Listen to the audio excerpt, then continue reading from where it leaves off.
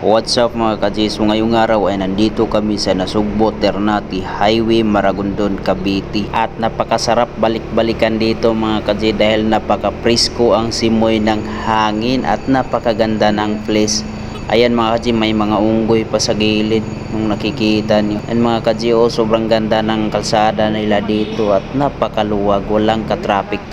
At yung mga bingkingan nila dito, kung gusto mo mag-binking dyan, pwede kang mag-banking. Ayan mga ka-G, sobrang ganda ng kalsada dito at lalong-lalo na sa mga tanawin dito mga ka-G, napakaganda. Kaya di ka magsisi mga ka-G pagpuntahan mo itong lugar na ito dito sa Maragondon, Cavite. Sobrang ganda ng place mga ka-G at napakalamig ng simoy ng hangin. Dito mo makikita ang mala probinsya lang na lugar at hindi lang tanawin ang makikita mo dito mga ka-G dahil sa unahan itong Kibyang Tunnel ay merong dagat na pwede mong paliguan at pwede kang maligo. At ang nakaganda mga ka-G dahil sobrang mura ng entrance fee nila dito, merong 20 pesos o bayad ka lang ng parking, makaligo ka na sa dagat. Meron din namang 100 pesos entrance at 500 ang cottage, pero sobrang ganda pa rin ng maliliguan nyo mga ka-G. Kaya kung ako sa inyo, puntahan nyo na itong Maragondon Highway at maghanap ng magandang tambayan at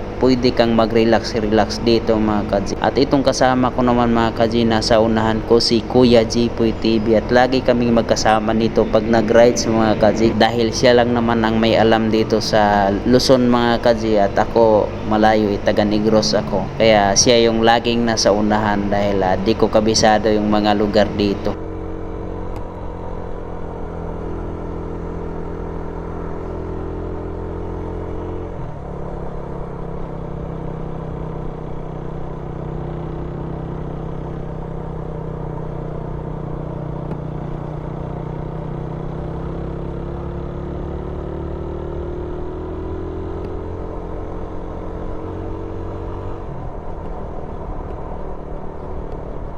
Grabe pala, maganda pala mag-rides dito pag hapon mga ka-G. Ang ganda ng paligid tapos di pa mainit, sobrang lamig, relax na relax yung katawan natin dito.